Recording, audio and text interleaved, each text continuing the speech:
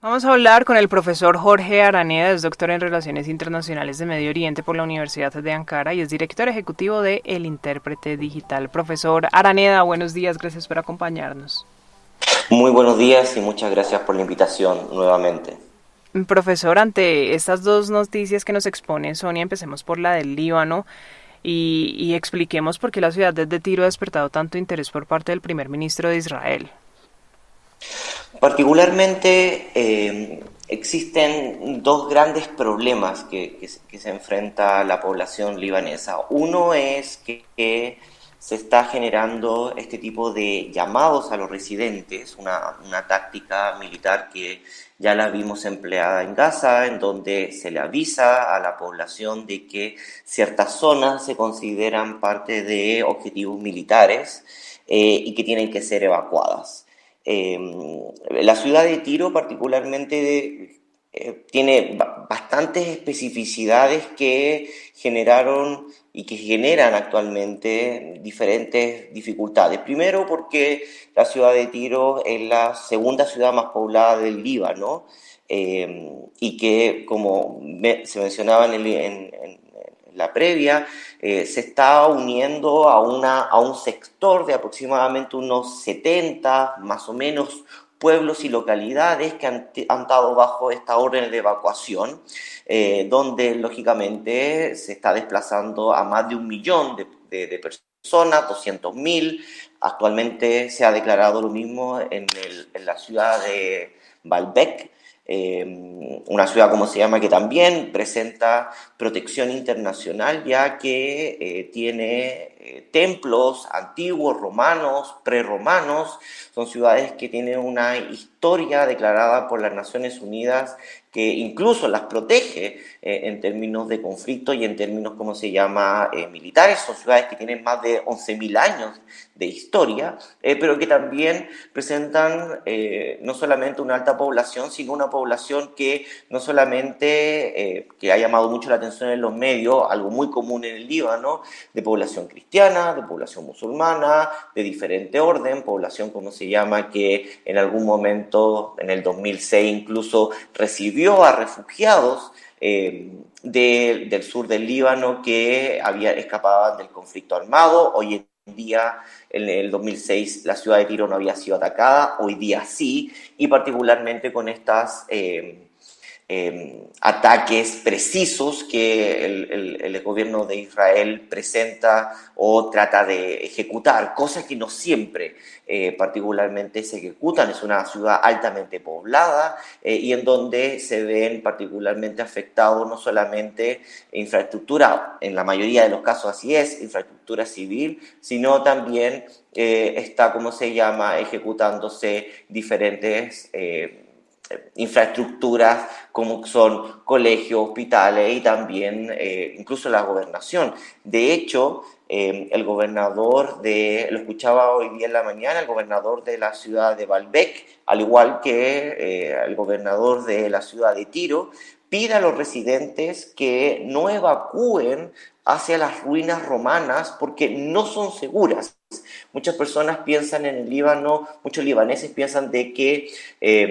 la protección que le ofrece estas ruinas romanas, templos, palacios, incluso castillos que antiguamente veneraban a Venus, Júpiter, Baco y a otros tipos de dioses de la antigüedad, al estar protegidos bajo el patrimonio de la humanidad, no serían zonas que podrían ser afectadas por los bombardeos militares. Lamentablemente no es así, y es por eso que incluso los gobernadores le piden a la población de que si se van a retirar, se retiren hacia el norte o hacia el este, pero no tomen esta preservación de los bienes culturales por las convenciones internacionales como algo que podría proteger sus vidas. Profesor, teniendo en cuenta todo este contexto que usted nos da, ¿cree que de alguna manera haya una mayor intervención en este territorio, pues precisamente por todo este tema de conservación y memoria y cultura? Lamentablemente, en términos internacionales, no. Como ya lo hemos conversado incluso hace más de un año atrás, Líbano ya presenta una enorme carencia infraestructura, no ha podido tener elecciones que lo lleve a tener un primer ministro estable, no presenta la cantidad de presupuesto para solventar lo que actualmente es el conflicto armado. De hecho, se pedían en la última semana aproximadamente donaciones que rondeaban los 500, 426 millones de dólares, de los cuales solamente casi un 15% ha entrado al país. Por lo tanto, tenemos un país que ya venía de una crisis económica, que venía de una crisis social, política, que arrastraba en la época, y por lo tanto hoy en día tenemos un país completamente colapsado en donde el 60% de las escuelas y hospitales hoy día se consideran parte de refugio. Por lo tanto, el sistema escolar no está funcionando, se está desplazando a casi 1,5 millones o más personas hacia el norte sin tener ningún tipo de posibilidad real de ayuda humanitaria. Y por último, lo que tiene que ver con que muchas de estas personas también están refugiándose en Siria. Incluso los sirios se están devolviendo a Siria y por lo tanto está creando una crisis humanitaria que a todas luces se veía venir incluso antes de el primer bombardeo hacia el sur del Líbano. Profesor, ya usted lo dice y me parece clave ese término y es no hay una ayuda real, y con esto lo conecto a la segunda noticia o al segundo hecho del que estábamos hablando, y tiene que ver también con la condena que ha hecho Israel sobre UNRWA y esas dos leyes donde realmente pues le cohíben muchísimo más el accionar ahí en el territorio. ¿Me podría repetir la pregunta porque justo se cortó? Tranquilo, profesor, le estaba conectando un poco este tema de la ayuda humanitaria que pues no es tan real con el tema de Israel y la decisión de disminuir de alguna manera el accionar de la UNRWA en el territorio. No, son temas completamente conectados, pero lamentablemente la UNRWA sí tiene características sumamente importantes. La UNRWA y ACNUR son instituciones creadas específicamente para prestar servicios a los palestinos en su condición de refugiados. Y lógicamente esa condición de refugiados es una resolución de la Asamblea General de las Naciones Unidas, y que lógicamente más allá de que la UNRWA o ACNUR se estén o no prestando servicios, esa condición de refugiados no puede ser tocada. Por otra parte, los proyectos de ley, si es que se aplican, constituirían de hecho, de facto, una clara violación a los derechos internacionales, en tanto de que Israel estaría haciendo o no estaría prestando las obligaciones en virtud de la Carta de las Naciones Unidas en torno al derecho humanitario internacional, en torno a lo que tiene que ver con el Cuarto Convenio de Ginebra, que tiene obligaciones específicas hacia Israel como potencia ocupante, en torno a lo que tiene que ver con el bienestar de la población, pero también en torno a que la UNRWA particularmente nace de una resolución de la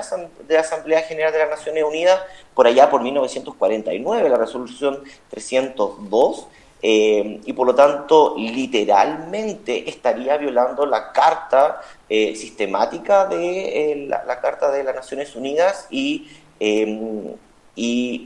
quedaría lógicamente un daño flagrante a lo que tiene que ver con no solamente con la población palestina, sino con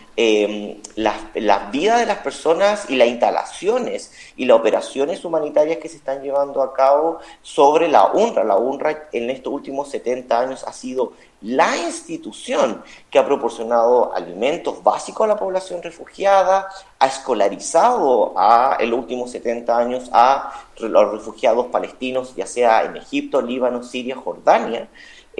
Lo que tiene que ver con la atención médica, acceso al agua, lo que tiene que ver con el estatuto del derecho internacional sobre los refugiados palestinos, lo que tiene que ver con apoyo psicosocial de generaciones tras generaciones en términos de su protección psicológica como refugiados y como hijos de refugiados, y lo que tiene que ver con oportunidades laborales. Por lo tanto, lo que tiene que ver con la UNRWA y con tratar de desmantelarla, tiene consecuencias en términos del derecho internacional extremadamente profundas. No hay otra institución, y esto tiene que quedar sumamente claro, no existe en el derecho internacional y en el aparato de las instituciones internacionales algo que pueda parecerse o tener un accionar incluso más o menos cercano a lo que tiene que ver con la UNRWA. Estamos hablando de más de 500.000 de niños y niñas que están lógicamente a cargo de la UNRWA en términos de su estatuto como refugiados, pero también lo que tiene que ver con su capacidad operacional. Y esto también, ¿cómo se llama? Es importante destacarlo. En el último año, más de 237 miembros del personal internacional de la UNRWA han sido asesinados bajo el control israelí. 200 de sus diferentes instituciones, edificios han sido dañados o destruidos particularmente, y lamentablemente tenemos casos en donde particularmente personal de la UNRWA que tiene una protección legal internacional han sido detenidos, incluso algunos han sido puestos a disposición del aparato militar y torturados. Por lo tanto, es sumamente riesgoso que este aparato legal que está tratando de gestionar el actual gobierno de Israel particularmente llegue a cabo. Y lógicamente lo que hemos llevado en el último tiempo, o incluso antes, cuando el presidente o el expresidente Donald Trump le cortó los recursos a esta institución. Esta institución clave está siendo atacada de forma física, política y operativa, y eso tiene un daño enorme, no solamente a largo y corto plazo para Palestina, para el Estado de Israel, sino para la región completa. Profesor, también podríamos hablar de alguna campaña, de alguna manera mediática que tiene Israel contra esta institución, cuando en algunos registros lo que han dicho es que integrantes de la UNRWA hacen parte, por ejemplo, de Hezbollah o de Hamas, o simplemente han sido hechos que han logrado ser confirmados. Las alegaciones relativas a las violaciones de la neutralidad, como el uso indebido de la agencia por grupos militares palestinos, incluido Hamas, como menciona, se han justificado o han tratado de justificar las acciones en contra de política en términos operativos y en términos también de la infraestructura que ocupa. Pero la revisión independiente de la neutralidad de la UNRWA de abril del 2024, o lo que se llama el informe Colonna, señaló el entorno operativo particularmente excepcional, difícil que tiene la agencia, y encontró este informe de abril del 2024 que la UNRWA tiene un marco de neutralidad más sólido que cualquier otra organización comparable en términos de su escala, de su operatividad, y lógicamente de lo que tiene que ver con dónde está operando. De hecho, la agencia se ha comprometido continuamente en hacer esfuerzos posibles para implementar todas las recomendaciones de llevar a esa neutralidad a puntos más específicos, y lógicamente lo ha tratado de llevar a cabo, pero lógicamente con estos ataques políticos y operativos también proporciona a la UNRWA dificultades. Ahora, y esto también es que hay que ponerlo en clave, la UNRWA no es un aparato nacional institucional, es un aparato internacional. Por lo tanto, la lista de personas que trabajan en la UNRWA son públicas y se les da acceso a todas las personas que trabajan, que son tanto internacionales, pero también la mayoría de ellos parte de este contingente históricamente de refugiados desde el 49, cuando se crea institucionalidad en adelante. Son informes públicos e Israel tiene acceso al nombre de cada una de las personas, profesores, personas de ayuda humanitaria, psicólogos, encargados sociales, psicopedagogos, doctores y otros que están trabajando lógicamente en la agencia propiamente tal. Por lo tanto, es difícil encontrar que la UNRWA, no solamente leyendo el informe de abril de 2024, sino sus prácticas históricas, puedan ser acusadas de que estaría, entre comillas, siendo infiltrada o habría perdido parte de su neutralidad apoyando a grupos paramilitares o militares palestinos.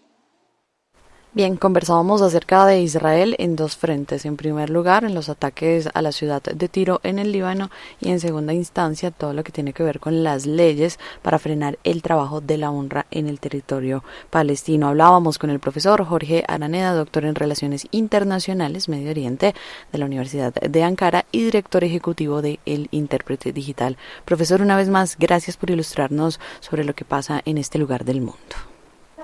Un placer y que tengan una excelente jornada.